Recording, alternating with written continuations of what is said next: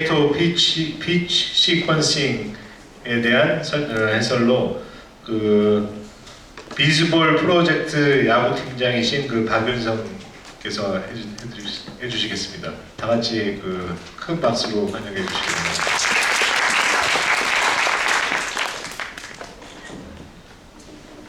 제가 키가 작아가지고. 네, 안녕하세요. 네, 학술 논문 발표 마지막 세션에 발표를 맡게 된 비주얼 프로젝트의 야구 팀장을 맡고 있는 박윤성이라고 합니다. 오늘 날씨 굉장히 좋은데 또 오늘 밖에 나가서 이제 여자친구나 남자친구 손잡고 데이트하기 딱 좋은 날씨인데, 이렇게 주말이고 황금 연휴에 이런 중간에 있는데도 불구하고 이렇게 강당을 뭐 가득 채우지는 않았지만 아무튼 네, 가득 이렇게 메워주신 여러분들을 보면서 야구에 대한 열정과 사랑이 정말 대단하다는 것을 느끼고 있습니다. 원래 이제 이 세션을 NC 다이노스 송민구 과장님께서 맡기로 돼 있었는데요. 여러 가지 좀 사정이 겹쳐가지고 제가 대신 맡게 되었습니다. 그래서 뭐 비즈볼 프로젝트라는 단체가 이제 어떤 단체인지 또 제가 어떤 사람인지 또 모르는 분들도 계시기 때문에 잠깐 제가 속해 있는 비즈볼 프로젝트라는 단체에 대해서 좀 소개를 하고 넘어가고자 합니다. 네, 비즈볼 프로젝트는 스포츠 관련 컨텐츠의 지속적인 생산을 통해서 이제 스포츠 산업에 긍정적인 영향력을 끼치는 것을 목표로 만들어진 단체고요. 지금 2013년 1월에 발족되어서 이제 3년차를 맞이하고 있습니다. 현재 진행하고 있는 활동으로는 이제 뭐 칼럼을 작성한다든지 뭐 외국 칼럼 번역과 같은 리서치 활동들을 하고 있고요. 또 네이버 라디오에 지금 송출하고 있는 야구 팟캐스트 트루볼쇼를 포함한 팟캐스트 활동과, 그리고 마지막으로 이제 스포츠 산업에 종사하는 여러분들을 초청하여 유의미한 메시지를 전달하는 것을 목표로 하는 컨퍼런스 활동 등이 있습니다. 현재 이제 SBS 스포츠나 과학동화 같은 다양한 외부 매체들과 함께 여러 가지 프로젝트를 수행하고 있고요. 또 자세한 문의사항이 있으신 분들은 페이스북에 이제 비즈볼 프로젝트를 검색을 하셔서 메시지를 보내주시거나 아니면 그 발표 세션이 끝나고 저한테 개인적으로 오셔서 여쭤보셔도 좋습니다. 특히 이제 5월 30일에는 비즈볼 프로젝트의 두 번째 대형 컨퍼런스가 계획 중이고요. 또 7월 중에는 이제 새로운 멤버를 뽑기 위한 6번째 리크루팅도 진행할 것이니까요. 많은 관심 부탁드리도록 하겠습니다. 네, 이제 비즈볼 프로젝트에 대한 홍보는 여기까지 하도록 하고요. 이제 본격적으로 더 이펙트 오브 피치 시퀀싱, 그러니까 투구 배열의 효과에 대해서 발표하도록 하겠습니다. 네. 초록에서 쓴 대로 이제 이 글은 이제 존 로젤이라는 분이 하드볼 타임즈에 기고를 한 글이고요. 2014년 SABR, 그러니까 미국 야구 연구 학회의 올해 최고 논문상 후보에 올랐습니다. 네, 뭐 후보에 노미네이팅까지만 됐고 이제 상은 다른 논문이 탔고요. 또 후보에 오른 논문 5개 모두 비즈볼 프로젝트에서 한국어로 번역을 했으니까 궁금하신 분들은 홈페이지 들어오셔서 읽어보셨으면 좋겠습니다. 이제 이번 시간에는 투수와 타자의 1대1 승부, 그 속에서도 투수가 타자를 완벽하게 속일 수 있는 투구 배열에 관한 이야기를 피치 FX 데이터를 바탕으로 풀어나가도록 하겠습니다. 자, 이제 메이저리그의 마지막 4할 타자인 테드 윌리엄스가 이렇게 얘기를 한 적이 있습니다. 내가 수천 번은 더 얘기했지만 타격은 스포츠에서 가장 어려운 일이다 라고요. 테드 윌리엄스가 지금 야구를 하던 시절로부터 약 60에서 지금 70여 년이 지났는데요. 지금은 어떨까요? 네, 테드가 뛰던 시절보다 타격이 더 어려워졌다고 할 수 있을까요? 네, 테드가 뛰던 시절로부터 이제 60에서 70년이 지났는데요. 타격은 이제 더욱 어려운 일이 되어가고 있습니다. 그 이유에는 좀 여러 가지가 있겠는데요. 먼저 이제 투수들의 구속이 증가했다는 것입니다. 더욱 빠른 공이 들어오기 때문에 타자의 입장에서는 더욱 치기 어려운 공이라고 할 수 있는 것이죠. 그러니까 왼쪽 하단에 있는 이제 차트를 보시면요. 2002년에는 패스트볼 평균 구속이 90마일이 넘는 투수가 채 절반도 안 됐었는데요. 2014년에는 무려 70%가 넘어선 것을 확인하실 수 있습니다. 그리고 두 번째로 불펜 투수들의 비중이 증가했다는 건데요. 빠른 구속과 좋은 구위를 가진 불펜 투수들이 짧은 이닝 동안 많은 힘을 쏟아붓기 때문에 타격이 더욱 어려워지고 있다, 이렇게 할 수 있는 거죠. 그러니까 오른쪽 아래에 있는 자료를 보시면 지난 60여 년간 이제 한 경기에 투입된 투수의 숫자가 계속 늘어나고 있는 것을 확인하실 수 있습니다. 그리고 마지막으로 이제 오늘 하고자 하는 이제 구종에 관한 이야기인데요. 컷 패스트볼로 대표되는 이런 변형 패스트볼이 유행을 하고 있고, 특히 지난 60여 년간 정말 많은 여러 가지 새로운 구종들이 등장을 했습니다. 그렇기 때문에 타자들의 머릿속에 좀 선택지가 이제 너무 많아지고 있기 때문에 이런 것도 한 요인이라고 볼 수 있을 것 같습니다. 이렇게 타격이 어려워졌다고 해서 타자들이 앉아서 당하고만 있는 건 아닙니다. 뭐 기술적인 접근도 있겠지만 이번에는 아까 류재강 박사님께서 설명해 주셨던 뭐 인지학적, 뭐 뇌과학적 접근 방법에 대해서 소개를 해 드리려고 합니다. 이제 뉴로 스카우팅이라는 프로그램인데요. 일단 영상을 보고 나서 설명하도록 하겠습니다.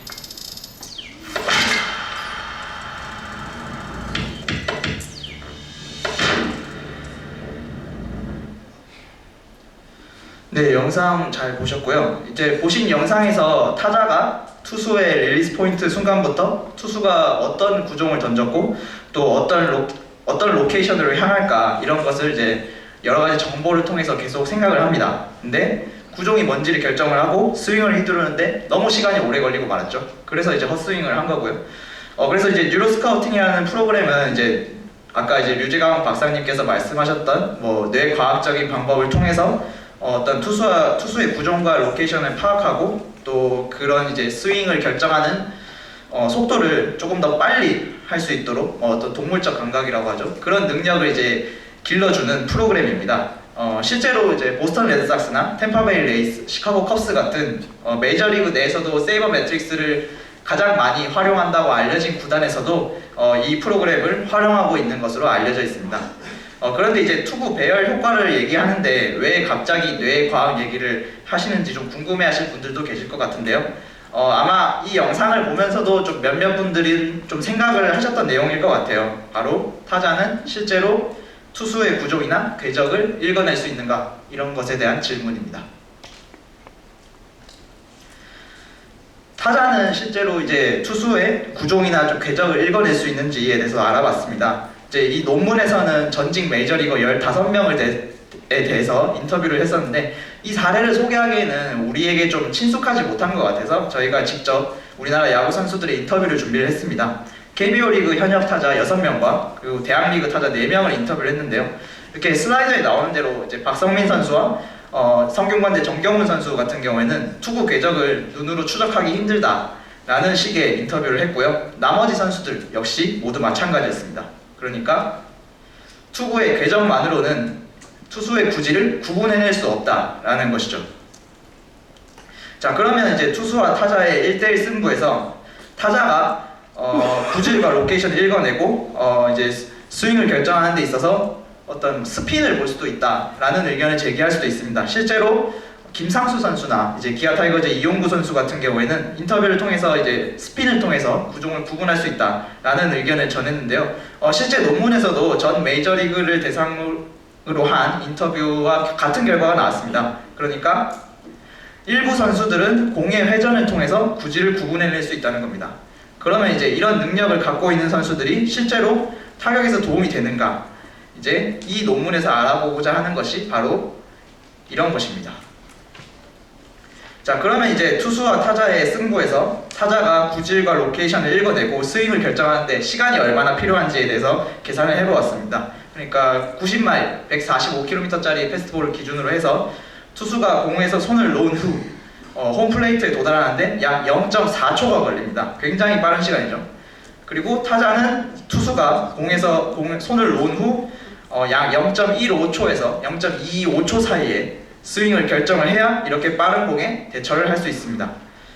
한번 스윙을 시작을 하면 뭐 최고 레벨의 배트 컨트롤을 갖고 있지 않은 이상 좀 돌이킬 수 없다고 할 수 있고요. 이때 공의 위치는 릴리스 포인트와 홈플레이트 사이에 3분의 1에서 절반 지점, 이 지점에서 스윙이 결정이 돼야 됩니다. 여기서 이제 이 시점과 위치를 좀 주목을 하실 필요가 있을 것 같습니다. 하나 이글스의 지성준 선수가 인터뷰에서 이런 얘기를 했습니다. 타자가 낮은 변화구에 속는 이유도 빠른 직구에 초점을 두고 궤적을 확인하는데 공이 회전을 하면서 떨어지니까 스윙이 나오는 원리와 똑같다 라는 얘기를 했었는데요. 여기서 저는 좀 어떤 힌트를 좀 얻을 수 있었습니다. 앞서 말씀드렸듯이 타자는 투수가 공을 던진 후 0.15초에서 0.25초 사이에 스윙을 결정을 해야 되는데요. 그때 이제 투구의 위치가 릴리스 포인트로부터 약 6.4m 정도 떨어진 거리라고 할 수 있고요. 자, 여기서 패스트볼과 변화구의 투구 배열을 좀 생각을 해봅시다. 네, 첫 번째로 패스트볼이 들어왔고요. 두 번째로 커브볼이 들어온다고 했을 때 스윙 결정 시점, 그러니까 릴리스 포인트로부터 6.4m 거리에서 이 커브볼의 궤적이 패스트볼과 굉장히 비슷하게 들어온다면 타자로 하여금 마치 패스트볼로 착각하게 만들 수 있지 않을까요? 네, 그러니까 이런 투구 배열은 또 많은 헛스윙을 유도할 수 있을 겁니다. 그러면 이제 일종의 마구에 가까운 효과를 얻을 수 있을 건데요. 이런 가능성을 한번 생각을 해봤습니다. 그래서 이런 효과를 이제 속칭 피치 터널이라고 하는데요. 이제 타자가 스윙을 결정할 시점까지 두 연속 투구가 비슷한 궤적을 유지하는 것이 마치 터널과 같다고 해서 붙여진 이름입니다. 이제 오른쪽에 있는 이제 사진처럼 패스트볼과 커브볼이 굉장히 비슷한 궤적으로 흘러가다가 마지막에 커브볼이 뚝 떨어지면서 이제 헛스윙을 유도하기 더 편한 효과를 낼 수 있다는 건데요. 메이저리그에는 이제 이런 피치 터널이라는 효과에 관심이 많은 투수가 있습니다. 바로 이제 클리블랜드 인디언스의 트레버 바우어라는 선수인데요. 이 선수가 굉장히 독특한 훈련법으로도 유명하고 굉장히 4차원적인 생각을 가진 선수로 유명한데 이 선수 역시 이런 피치 터널 효과를 굉장히 중요시하고 구종을 속이는 효과를 극대화할 수 있는 훈련을 하고 있다고 합니다. 자, 그러면 이제 피치 터널스라는 게 실제로 이제 효과가 있는 것인지 알아봤는데요. 이제 앨런 나단 박사가 제공을 한 투구 궤적 추적 시스템의 도움을 받아서 스윙 결정 시점의 두 투구의 거리와 그리고 홈플레이트 시점의 두 투구 간의 거리에 관한 히트맵 자료를 구할 수 있었습니다. 여기 이제 슬라이드에 나와 있는 표와 같고요. 이제 표를 보는 방법에 대해서 조금 설명을 드리자면 세로축이 33피트 시점, 그러니까 스윙 결정 시점에서 두 투구 간의 거리가 얼마나 되느냐를 나타내고요. 가로축이 이제 홈플레이트 상에 두 투구 간의 거리를 나타냅니다. 그러니까 즉 예를 들어서 설명을 해드리자면 첫 번째 행을 보시면 스윙 결정 시점에서 두 투구 간의 거리가 0인치 이상, 0인치 초과 1인치 이하라는 거고요. 첫 번째 열을 살펴보시면 홈플레이트 상에서 두 투구 간의 거리가 0인치 초과 1인치 이하라는 겁니다. 이제 이 논문에서 이제 2013년과 2014년에 히트맵을 연구를 했는데요. 그러니까 이제 헛스윙 좀 더 빨간색에 가까울수록 헛스윙 비율이 낮다고 할 수 있고요. 초록색에 가까울수록 헛스윙 비율이 높다고 할 수 있습니다. 그래서 그 결과 유난히 좀 헛스윙 비율이 높은 구역이 형성됨을 좀 확인을 할 수 있었는데요. 이제 이 구역을 이제 인밴드 존이라고 붙이도록 하겠습니다. 사실 이거 발표를 준비하면서 이 용어를 어떻게 한국말로 잘 표현을 할 수 있을까 생각을 많이 해봤는데요. 사실 좀 뚜렷한 결론을 내지 못했습니다. 혹시 좀 적합한 용어가 있으시다면 알려주시면 저 감사하다는 말씀 드리겠습니다. 이런 인밴드 존은 이제 우하향의 형태로 나타나는데요. 이게 어떤 것을 말하느냐면 바로 스윙 결정 시점에서 두 투구 간의 거리가 굉장히 중요하다는 겁니다. 그러니까 이해하기 쉽게 설명을 드리겠습니다. 스윙 결정 시점에서 투구 간의 거리가 0인치에서 1인치인 경우를 살펴보시면 인밴드 존의 면적이 상당히 넓게 형성되는 것을 확인할 수 있습니다. 그러나 9인치에서 10인치인 시점으로 내려와 보시면 인밴드 존의 면적이 굉장히 좁아지고 있죠. 그러니까 우하향의 형태로 나타나는 것이고요. 그래서 인밴드 존은 스윙 결정 시점에서 투구 배열 간의 거리가 매우 중요하다는 것을 이야기하고 있습니다. 자, 그러면 이제 인밴드 존에 들어와서 높은 헛스윙 비율 유도하는 투구 배열에서 이제 구종이 어떤 상관관계를 갖고 있는지 알아봤는데요. 2013년과 2014년 사이에 인밴드 존에 가장 많이 들어간 투구 배열을 알아봤습니다. 첫 번째 투구와 두 번째 투구가 다른 구종인 비율이 무려 87.7%로 나타났고요. 대부분 패스트볼 계열과 브레이킹볼 계열의 조합으로 나타났습니다. 흥미로운 것은 이제 순서는 상관이 없다는 것인데요. 예를 들어서 첫 번째 투구가 포신 패스트볼이나 두 번째 투구가 슬라이더인 경우와 첫 번째 투구가 슬라이더, 두 번째 투구가 패스트볼인 경우가 아무 상관이 없다는 것입니다. 또 이제 구종 간에도 인밴드 존 헛스윙 비율이 어떻게 나타나는지 조사를 했었는데요. 브레이킹볼이 인밴드 존 헛스윙 비율이 조금 더 높게 나오는 것으로 나타났지만 다른 구종에 비해서 크게 높지는 않다. 그러니까 구종은 크게 상관이 없다라는 것이 드러났습니다. 그러니까 다시 말씀을 드리자면 패스트볼과 브레이킹볼의 조합일 때 인밴드 존에 들어가는 비율이 높고요. 순서는 상관이 없고 또 인밴드 존에서 높은 헛스윙 비율을 유도하는 특정 구종 역시 없다고 할 수 있습니다. 자, 그러면 이제 인밴드 존 투구 배열 비율이 꾸준히 높게 나오는 투수가 있는지 알아봤는데요. 2013년과 2014년 인밴드 존 투구 배열 비율의 연도간 상관관계를 조사를 했습니다. 그 결과 상관계수가 약 0.6364로 상당히 높게 나오는 것을 확인할 수 있었는데요. 그러니까 인밴드 존 투구 배열 비율은 투수가 통제하는 영역이다 라고 보셔도 될 것 같습니다. 자, 그래서 이제 인밴드 존 투구 배열 비율을 높게 유도하는 선수들을 알아봤는데요. 2013년에서 2014년까지 규정 이닝을 소화한 선수들에 한해서 알아봤습니다.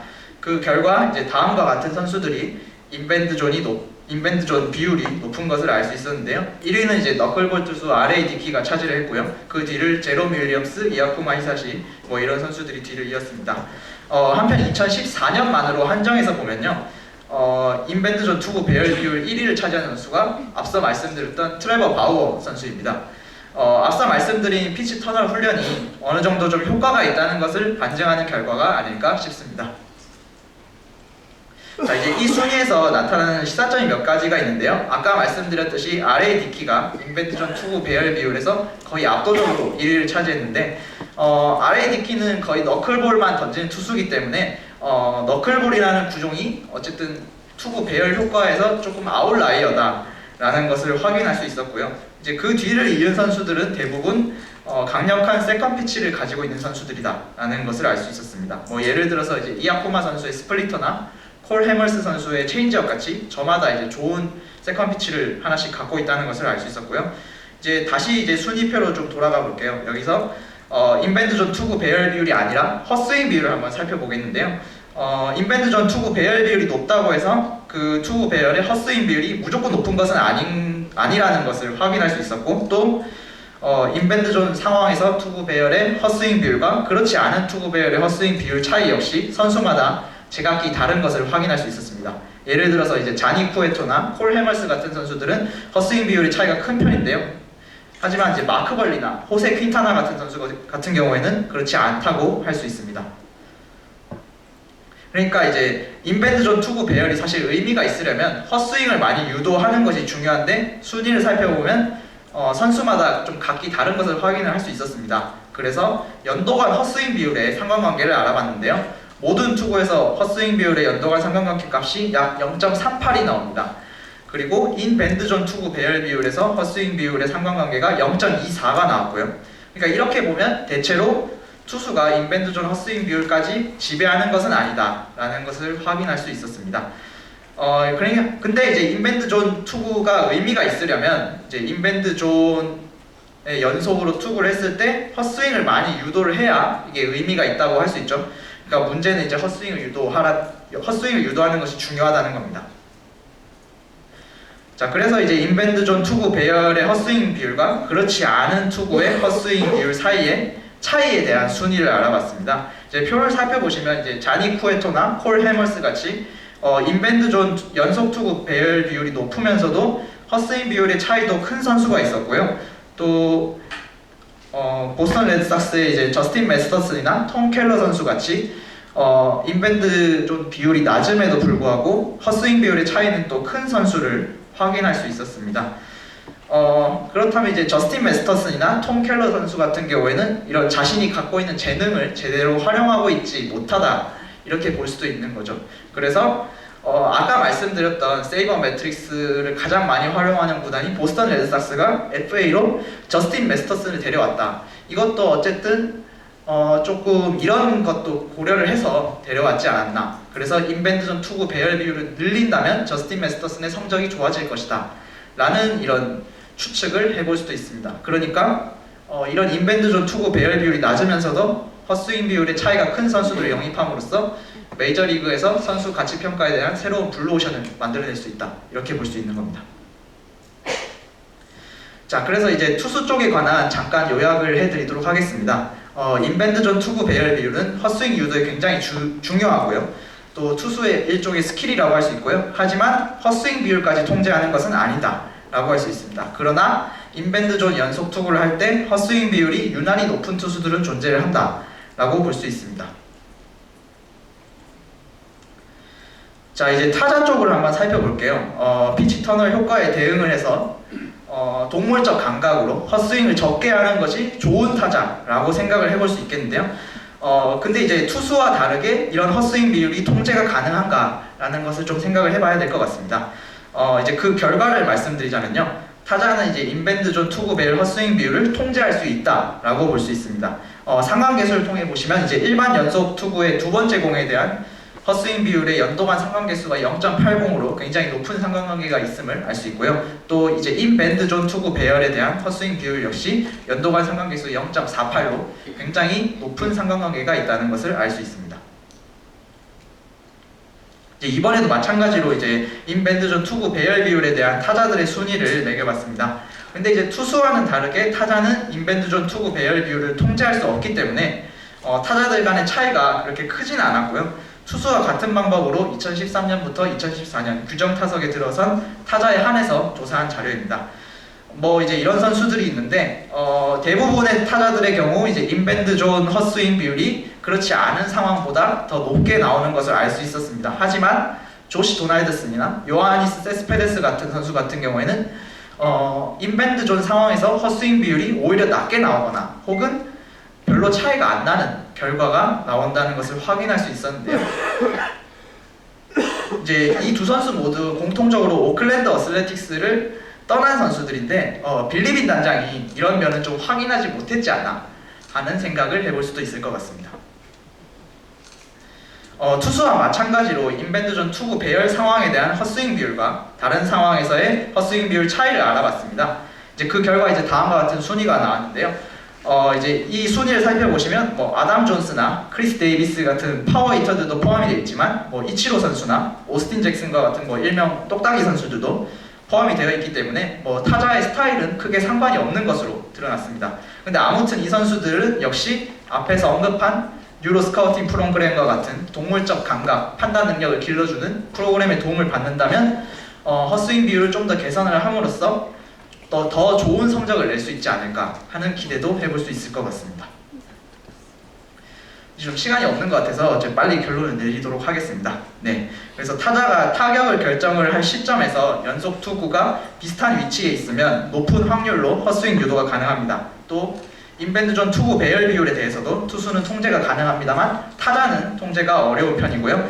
또 대체로 이제 인밴드존 투구 배열 비율이 높을수록 헛스윙 비율은 높지만 투수는 그 비율에 대한 통제를 거의 하지 못하는 편이고 타자는 통제가 가능하다 이렇게 볼 수 있고요. 또 이런 투구 배열 비율의 효과를 통해서 메이저리그에서 선수 가치 평가에서 새로운 블루오션을 창출할 수 있을 것으로 기대됩니다. 이제 이런 분야에 대한 연구는 이제 시작에 불과한데요. 추가적으로 좀 연구할 부분들이 많이 있습니다. 높은 인밴드존 투구 배열 비율이 헛스윙을 많이 유도한다는 것을 확인할 수 있었지만 실제로 성적으로 이어지는지는 조금 더 후속 연구가 필요하고요. 그러니까 인밴드존 투구 배열 비율이 높은 투수들은 높은 삼진 비율을 유지하는지 또 낮은 BABIP를 기록하는지에 관한 것들이 필요합니다. 또 이 연구는 이제 메이저리그에 관한 연구인데요. KBO 리그에서는 조금 더 다르게 나타날지도 모릅니다. 이제 이 연구를 통해서도 선수 가치 책정에 대해서 새로운 블루오션을 창출할 수 있을 것으로 기대가 되는데요. 하지만 이제 KBO 리그에 관한 연구는 좀 커다란 제약이 있죠. 네, PCFX 데이터가 조금 이제 좀 폐쇄적으로 지금 공유가 되고 있는 실태라고 할 수 있는데요. 한국 세이버 매트릭스 발전에 있어서 중요한 인프라가 되는 자원인 만큼 조만간 수시일 내에 이제 일반 야구 팬들도 이런 데이터에 접근할 수 있는 날이 왔으면 좋겠다는 바람을 전하면서 이 발표를 마치도록 하겠습니다. 네, 감사합니다. 좋은 발표 감사합니다. 질문 있으면 하나만 받겠습니다.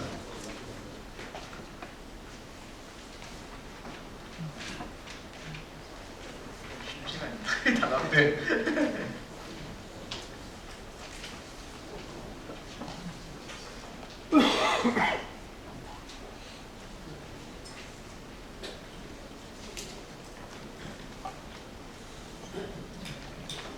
아까 인밴드 비율에 대해서 이제 그래프를 나타내셨는데 인밴드 비율 인상, 그러니까 인밴드 그 상황에서 이제 공을 던지는 투수들이 아까 이제 차이가 많은 선수들을 봤는데 그 차이가 많은 선수들을 보면 보통 이제 내셔널 리그에 뛴 선수들이 많은 걸로, 그러니까 제가 정확히 파악을 다 하고 있지는 않지만 그랬던 걸로 보이거든요. 근데 그게 이제 투수가 타석에 들어가게 되면서 아까 이제 얘기했던 것이 인밴드 그 존 안에서 있을 때 이제 타자가 통제하는 경우가 많으니까 투수가 타석에 들어간 내셔널 리그 선수들이 많은 게 아닌가에 대한 이제 의문을 제기하고 싶거든요. 이 점에 대해서는 어떻게 생각하세요? 이 연구가 아직 이제 시작을 하고 있는 연구이기 때문에 아마 이제 투수의 리그에 관한 상관관계 역시 이제 후속 연구가 좀 필요하다라고 볼 수 있는 부분이고요. 사실 이제 이 이제 피치 터널스나 피치 시퀀스에 관한 연구가 이제 초기 단계이기 때문에 아직 투수의 성적에 관한 상관관계도 나오지 않은 상황에서 섣불리 이제 내셔널리그 투수들이 더 높게 나온다 이렇게 보기는 조금 더 후속 연구가 필요하다고 생각을 합니다. 감사합니다. 예, 감사합니다. 예, 다시 큰 박수로 예.